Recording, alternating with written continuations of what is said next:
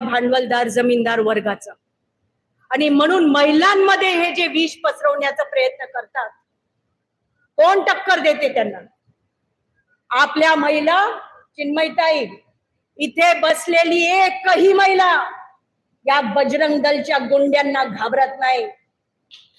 दिल्लीमध्ये एका गल्लीमध्ये आपली मीटिंग चालू होती, तेव्हा बजरंग दलचे आले, तुम्ही मीटिंग घेऊ शकत नाही।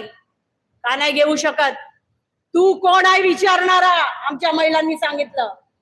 बजरंग दल वाले, विश्व हिंदू परिषद वाले, RSS वाले, हे संघ परिवार वाले, त्यांना वाटतं आज भाजपची सरकार आहे, त्याच्यामुळे तेच आहे सगळे या देशाचे राजे, राजे महाराजे।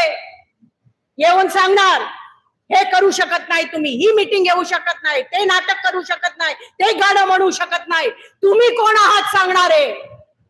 आमच्या महिलांनी तडकाफडकी त्यांना सांगितलं। त्या गल्लीमध्येच उभे राहिले 5-7 महिला, 100 महिला लागत नाही।